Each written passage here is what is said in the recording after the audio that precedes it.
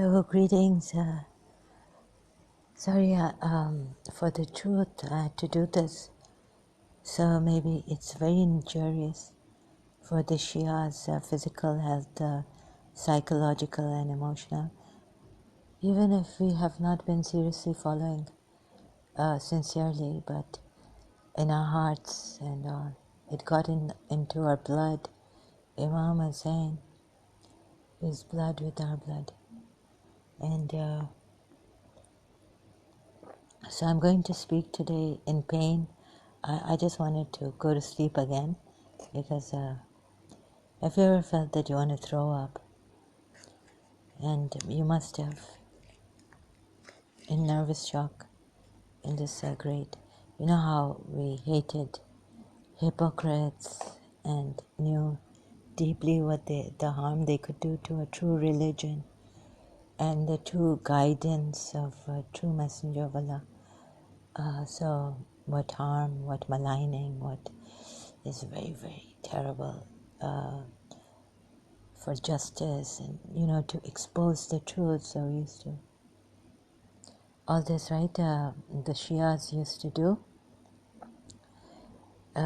matam and everything, azadari and shedding tears because it's like we couldn't take listening to what had happened to those martyrs and for the sake of truth. So truth will set you free, right? Truth will set you free. And the things they went through, how could we even imagine to talk about the pain they went through? Like Allama Rashid Rabi in Karachi, when he used to recite these masahibs, used to say after every majlis that haq, or after the last majlis, that haq nahi ho saka hai. So all our lives living for them, those who are sincerely dedicated, devoted, diligent. My principal's farewell speech, these 3 words she used for the graduates of St. Joseph's College, Mrs. Munira Gulzar. So remembering the 3 words and all. And so new things are coming up, I have to correct myself again in Surah Kahf. I was like, well, he's also playing with the Israelis, thing. So someone had uploaded a video, and I learned that, no, actually, Prophet Muhammad, we were told, was from Ishmael, Abraham's son Ishmael, from Hajra, Bibi Hajra. So about that I was oblivious, which I had forgotten to mention Ishmael, and thanks to those who reminded me on YouTube, uploading the video about something, I think it was Abdullah Samir, Dr. Gondal, Abdullah Gondal, or someone else. See how quickly I forget. So forgetful and very stressed and traumatized. It is hitting me badly at times. It just wicked waves of, so much misguidance, how he misguided, how he made us hate the policies, especially the policies. He made us hate them like anything, be repulsed with them. And all this, it's 1400 years of misguidance and how they play. Now if I look at the other side and how the Quran ayats are opening to his, revealing to me personally his falsehood, the Prophet Muhammad and his ways, his cunning ways, how, the other side, maybe so still maybe Imam Mahdi wants me to see all this, the other side, and then one day he will come So going to the door every time, like it's like, metaphorically speaking, for Imam Mahdi. And so sometimes, saying that to a Hindu guru that, don't tell me you are Imam Mahdi and all this, I will not accept it. I'm getting angry and upset and very deeply hurt. So, because the Vishwanites are kind of in this, a lot of in rituals, even the Shivites, but the Vishwanites are more into religious rituals and all. So, like that, right? So in this madness and pain, waves, so wicked waves, it's cutting through me, and how he, and so, like time and again it comes that, oh my God, how he took the good side of the policies, like this is how I'm seeing it, and he now, Imam Hussein and his progeny and the sacrifice, who would even listen to me, the Shias? But I had to start somewhere, and I started, and this, I've come this far. So if I was searching if Karbala is true and all that, and then something would drag me into my religion is that, something like, no, how can someone use the curse of Allah on himself and his progeny? Because we are told that the false worshippers and all the liars, there's a curse on them. And those who, guesswork about God without knowledge, they speak about God and they misguide people about God. Also, there's a curse on them, and they are the disbelievers and very arrogant and misguiding people, taking them away from the true religion and the true God and all this. So I'm just getting these waves like, oh my God, Karbala, and so will they even listen to my side when, what Anita Rai has written in her book Essential of Women. Oh, sorry, I don't know the proper title of it. It's about Zainab, Bibi Zainab, in pain in action. I was like, oh my God, I never heard a Shia. And then, write like this, like Anita Rai is a Hindu or was a Hindu. So she just wrote the feelings of her Shias, like, yes, how could Bibi Zainab, in front of that tyrant who had butchered, gotten. So, okay, I cannot mention this right now, because yesterday also I felt like throwing up. I was in a nervous shock. So sometimes I will get this, sorry, I have this silence.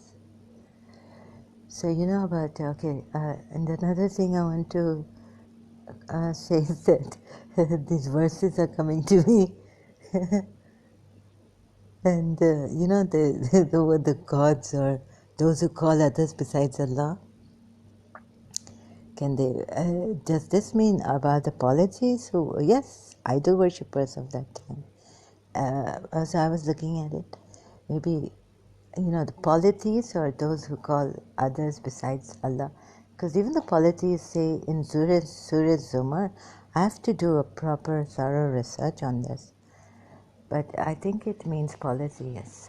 Those in Surah Zumar, like they say, these gods we use to go near to God, their God, Allah, or whatever name you may call him. There's a verse, ayat also. Anyhow, so, do these idols or whoever they call besides Allah, do they have a share in the heaven? Do they claim to have a share in the heavens or in paradise? So I just remembered Surah Momin ayat that these believers who do this, the conditions, they are the inheritors. They will inherit paradise. Who keep their covenants and all these conditions in Surah Momin. The ayat number, sorry, I've forgotten now. Maybe it's 11, I'm not sure. So I don't want to look right now. I'm so, I just want to take my mind off this for some time and really do something a vigorous exercise. Like play a game or get really my mind out of this. But it doesn't, it comes back, of course, but I just need time to, because this is very, very painful, unbearable. I could die. It's like I'm dying. No, I want to die because dying, I don't know what's the pain when you're about to die. I don't want to scare you. It's very, very painful. So how they played on the emotions of and used Imam Hussein and then Imam Sajjad gets better. Oh God, I can't believe. So they're stopping me. I can't. Okay, so like in Surah, Surah Aqaf, about the idols or someone they call besides Allah, and do they have a share in heaven? Like, are these earthly people they're calling, or the gods? They mean the gods and goddesses, because even the believers, we are told, have a share in paradise, right? In Surah Momin, we are told they will be the inheritors of paradise. So I have to, so these things also, like one verse coming up like this, I wanted to share in this pain right now, which I just want to lie down and rest. I don't have the energy. But I did get up, I think, tea, to make tea, and let's see how long it will take for me to go into something that, start to play a game or something. So, all that, and then I feel that I will not remember what I'm, right now it's fresh in my mind, and so the pain was unbearable, just this wave of pain came and got me down, pulling me down. And so if this, so please consider what are who we remain close to the truthful, the martyrs. There's an ayat in this Quran about it, to be with them. And our hearts, Surah Ibrahim, like Hazrat Ibrahim prayed that incline their hearts towards this place I'm making for, and on this land with the barren land, incline their hearts to them, meaning, those who worship one Allah. Abraham's prayer coming to Allama Rashid Turabi mentions this in one of his majlises, the Surah ayat also. So our hearts, our blood, our lives, even though we did, some of us didn't, we mixed evil with good and all this, but we are told take alms out of the wealth for them and purify them. Maybe we will be forgiven. In Surah Tawbah, I saw ayat number 103 or 10, I've forgotten, sorry. Maybe if I remember it, 103, maybe not. I don't know. So it's very, very difficult, very tough. The waves of, Like I was even taught by my teacher, Christian Catholic teacher in Karachi American School, like Imam Ali, whoever has loved Imam Ali truly, they would love the truth more than anything in the world.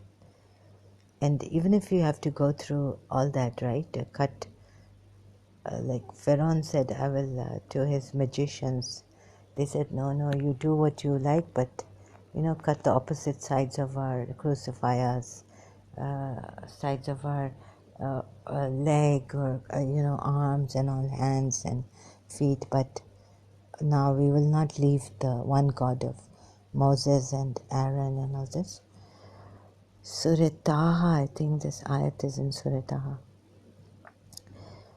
So, whoever has loved Imam Ali for his truthfulness and also this religion, Prophet Muhammad for the truthfulness, true guide, and when they find out. So I had to use the Quran ayats because my life's example, like what have I given? Right? Some would say, you have not even given a nail, an ounce or anything. So, and I'm at a loss. So I had to take the Quran ayats and show, and then there were, so it's come to this, that I will say it that this prophet is a false prophet, and also the communications coming.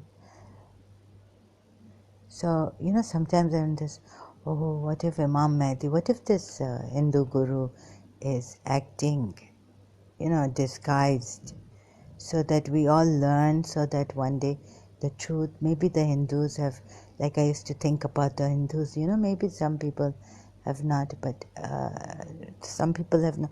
Oh, my mind is going too fast and I cut my words off and I can't talk properly. So this, the religious thing of Vishwa nights and all this, like sometimes what Paramahamsa Vishwananda says, the Quran ayats, my religious things, what the imams and what I learned from majlises, and all this comes to me.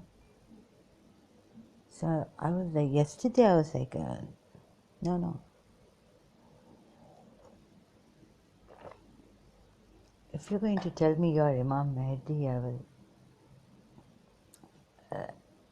oh, no way.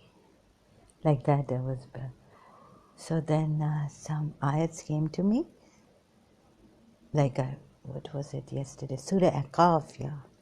Some things I remembered, like, something I remembered that I had to search for in the Quran, and I found it in Surah Aqaf.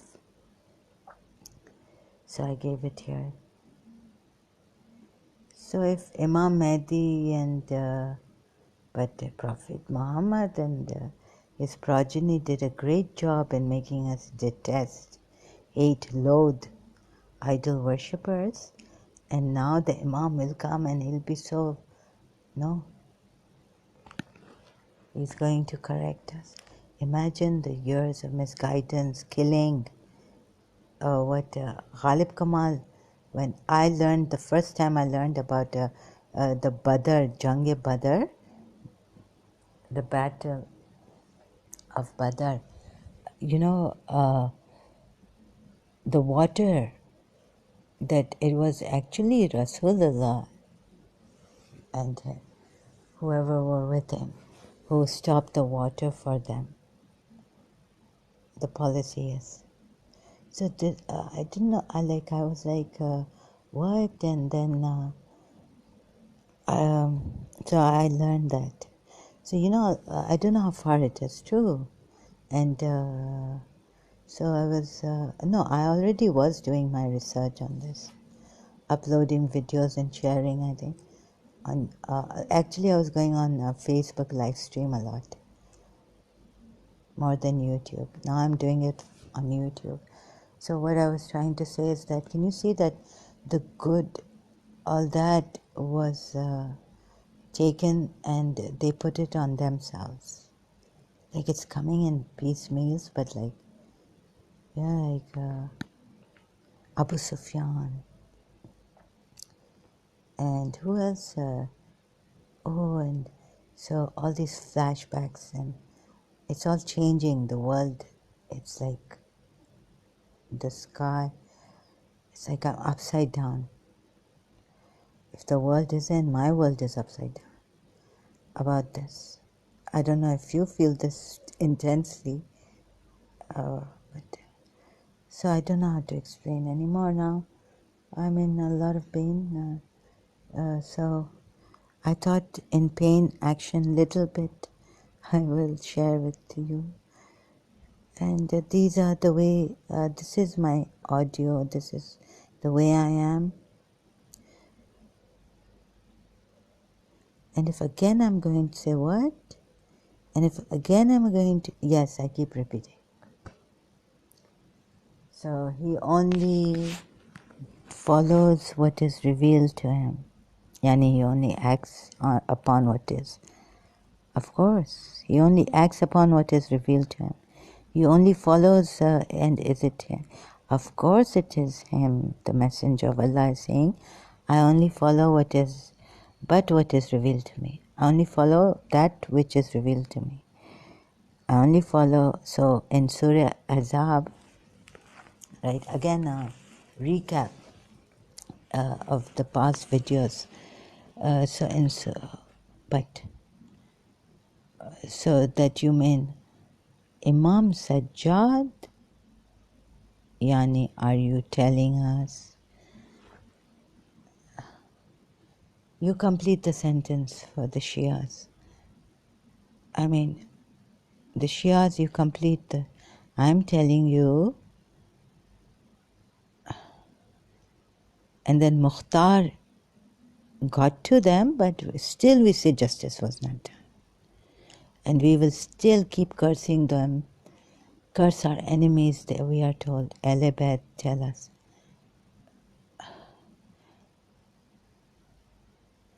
So much hatred, so much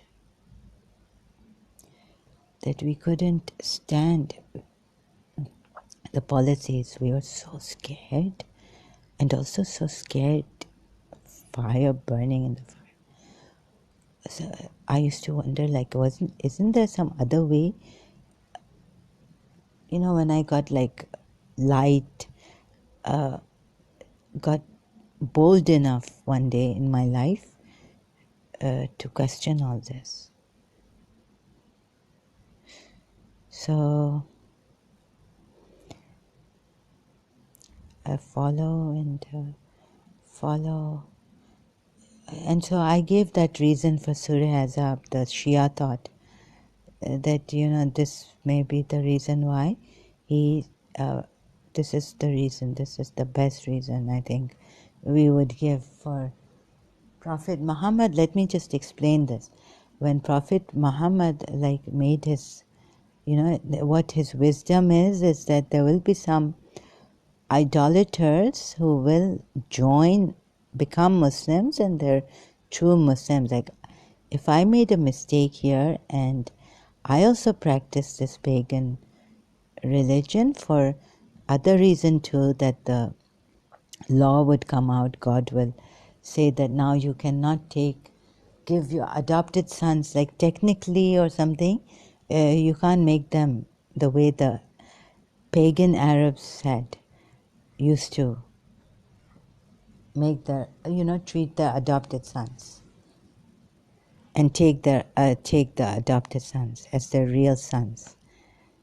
This for the establishment of this law, so it should be clear for all believers, and that okay, he made a mistake. This tells us that the pagan Arabs who are practicing will come to this religion, and they will sincerely be embracing Islam. So we don't need to be like, we don't have to, they're forgiven, and all this. except for those hypocrites who did not. They were from among, let's say, polytheism or Christianity, or Jews. Christians, we were told, did not give him so much of a problem than the Jews and the polytheists. Polytheists first in Makkah, Abu Sufyan and all, his relatives. So, what a lie. And how it is told, and how they flipped it around. But how can I show you? So I had to start with the Quran ayats, like the contradictory and all, because that is the fountainhead. You cannot go to the Imams without this Quran. And you have to believe in Rasulullah first, to believe in the Quran and Allah. So I was also thinking, how can we believe in Rasulullah, that this Quran came and an angel came and gave it to him and all this? How? How did those Muslims during that time, or the polytheists, believe? I mean, with evidence, and we are told with his behavior, and so trustworthy, but that's not enough. There should be something more. So sorry, I can't express myself right now, explain properly also. So let me think. Okay, I'm in this. And what was the other thing? That the idol worshippers, and there's something else on Facebook I've written on my post. Oh God, give me the strength. The true God, because there was a time I used to look at Imam Ali's, we had this frame, Ali, Ya Ali, and may I say the truth, I'm standing there in front, and when I would find out that some Sayyid is a hypocrite, or all the hypocrites also say, Ya Ali, but Rasulullah has said, like, they only say from their mouths what. So Rasulullah said, no hypocrite will love you, O Ali, even if you give him the world, or, believe in you, love you. And no believer will hate you, even if you kill him and take away, like, everything from him. His life even. So what's this on Facebook that I've done? That could be confusing, because I jot down things in such way that only I may understand.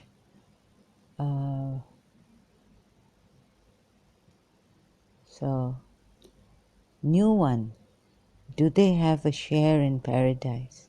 Okay, I've spoken about this. No, but the believers inherit paradise. So this is Surah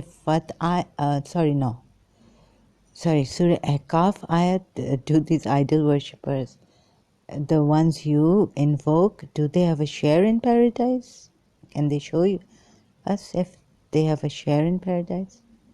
No, but in Surah Al-Mu'minun, sorry, it's not Mu'min, it's Mu'minun. Paradise as their own. They will be there forever. Sorry, it's not Surah Mu'min, it's Surah Mu'minun. And this is verse something, but I haven't shared the verse here. I'll have to go inside and look. I'm looking at my Facebook profile. But the disbelieving chiefs of the people said, another verse in Surah Mu'minun. Yeah, they could be right. But the disbelieving chiefs of his people said to the masses, this is only a human like you who wants to be superior to you. Had Allah willed, He could have easily sent down angels. Instead, we have never heard of this in the history of our forefathers. No?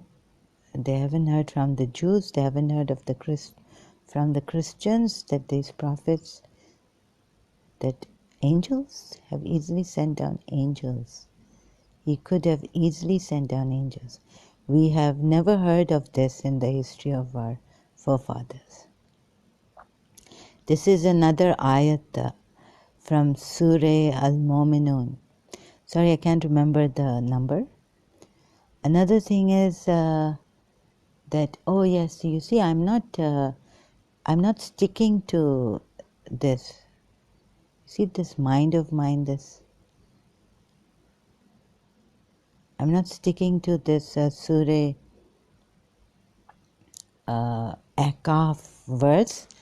Like, tell them if they can bring a shred of knowledge. Shred of knowledge. Now, what is the condition? Whether it is true or not. And what did the Quran say about these polytheists? That they're gods, and it's just their guesswork. Right? So, so see, now you yourself, I've written for myself here on Facebook. See, now you yourself are going to other verses. Stick to any trace of knowledge. Challenge from Surah Akaf verse. So, where will we go? No, but there, I'm going there. You say, no, because, no. Stick to this. And what's my comment here to myself?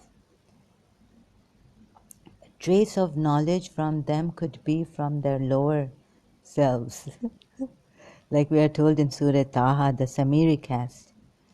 And there's a logical fallacy here we can't see properly. The logical fallacy that we can see. You know, we'll give ayats like, we'll go to Surah Taha, like I have. And Surah Azab, the Prophet is closer to the believers than their own selves. So, you know, Hazrat Musa, I can explain this if I had the eloquence. Who is good? So you yourself, like in Surah Taha, we are told, he said, I saw what they did not see. So I took a handful of dust from the hoof prints of the horse of the messenger angel, Gabriel in quotation marks, closed quotation mark, then cast it on the molded calf, another quotation on the molded calf. This is what my lower self tempted me into. Now if you think about reincarnation, there's proof, even science gave us proof. Even if science gave us proof for reincarnation, I would not believe in it as a Shia. Because these lower selves and all this, until my Imam told me, you see, this is how grounded I was in my religion about these matters. I mean, I could be, I don't know how to say this. See, I could be sometimes doing wrong things outside of Islam and all this, but eventually there's tawbah, there's maafi, you realize and all this. Eventually we come back to this religion in our old age anyways. All right? So we are told it's better that you come to this religion sincerely in your youth and from childhood. If you do it, it's great. Supra, great. So then, my point here that I put on Facebook, I haven't explained. People always would get in. Let me just get I've been reading without my glasses on. So what I've posted here is that, you see, I'm not sticking to this. Why? Because I can't believe it. Because you see, in Surah Ahqaf, we are just told, is there any trace of knowledge? Any trace of knowledge? Because then you see Rasulullah, see, I'm not sticking to this. Then you see, because Rasulullah against polytheists, they say these are ancient stories. And what does the Quran say? That these have come from your forefathers and you believe in traditions and superstitions and you have conjectured about God. But we have sent proper authority, ठोस, yani substantial, completely proper proof and authority through this messenger. And the book, or whatever the messenger has said and done. And this Quran, which has survived a test of time. So I'm not sticking to this. What is the criteria? I'm going to other verses and, oh, but there's a lower, no. Stick to this. Don't waver here and there in other verses. Please, what is the condition here? No, but there are, the other, no. First, step by step, slowly, or have they a shred of knowledge? Shred of knowledge. It says shred of knowledge. Trace of knowledge. So what was that like tracing? Oh, I was saying that the Buddhist Zen say that we don't leave a trace of our masters tell us, the masters don't leave a trace, neither do the Zen Buddhists leave any trace of their think, belief, or anything on this earth. So these poor Buddhists, if they, what would they do? Be on the sideline and be quiet and just, if even the idolaters were like this, that no, we don't leave our traces behind. So only Buddha and his like statue and, or what do you call that, his murti, idol.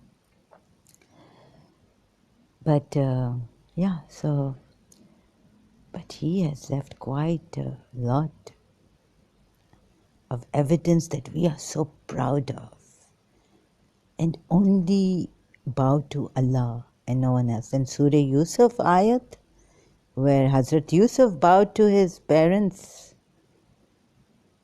100, verse 100, I think, or 100. So then they, what are they? But Hazrat Yusuf bowed to his parents. Hazrat Yusuf bowed to his parents, Surah Yusuf ayat. When once Dr. Zakir Naik, I put that on YouTube, I told him I have to correct you. Sorry, doctor.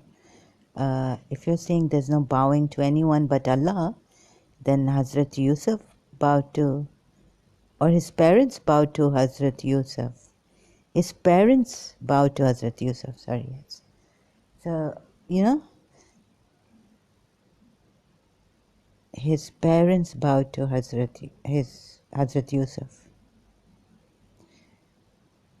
His own parents bowed down. It's called sajda, sujood. They went into sujood. So none of these prophets have ever worshipped anything other than God, meaning even prostrated,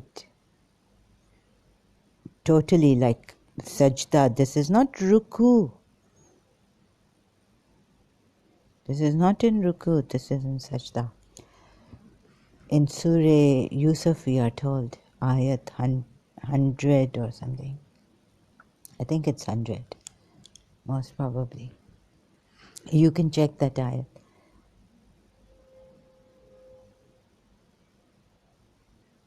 So I had to do some research from Abu Sufyan ibn al-Harith, as he told his uncle Abu Lahab, as soon as we met the party, you know who Abu Lahab is.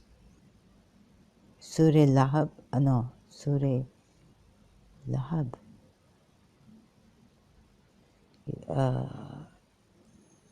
No.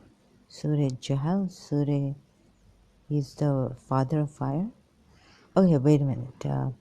As he told his uncle Abu Lahab, as soon as we met the party, we turned our backs, and they were killing and capturing us just as they pleased.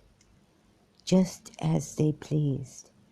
And by God, I don't blame the people for that. Okay? We met men in white on piebald, I don't know what piebald is, that's a new word for me, horses between heaven and earth. And by Allah, they spared nothing, and none could withstand them. Okay, but the thing is that Abu Lahab, Surah Lahab. So, see, I'm not, I think I can take this. Capturing, I'm escaping, or wavering, or delaying. Killing and capturing us. They were, and we were told the policiers were so always fighting at the drop of the hat. They would have wars and they would have all this. They were so jahil at the age of darkness and ignorance, and they were so cruel and so sharp and cunning and always ready to fight and have wars between tribes and all. Now, can you imagine that? I mean, read between the lines. Now, this part has come from, an Abu Sufyan, from the Sunni sources, but of course the Sunnis don't take him as a, so it's very difficult. It's come from the sources, Islamic sources, right? As soon as we met the party, this is about the Battle of Badr. He's telling his uncle Abu Lahab, and this Muhammad and him were related. Abu Sufyan and Abu Lahab was also a relative of Muhammad. Wikipedia, this has come from Wikipedia. So I just shared this on my profile. As soon as we met the party, we turned our backs, and they were killing and capturing us just as they pleased. We turned our back. As soon as we met the party, we turned our backs. Okay, this is like, the Muslims of trying to record what white high horses and this and that, flying angelic horses coming with. But here, they were killing, they were killing and capturing us just as they pleased, Allah. And we turned our backs. We ran away. We were running like wild horses, scared of the lion, or wild deer scared of a lion.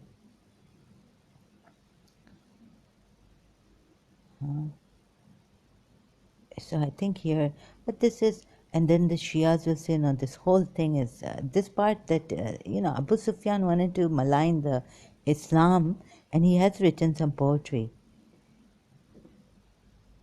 when he was an idolater. So he's just maligning Islam. Shias would say this by saying that, we were running away, we didn't want to fight.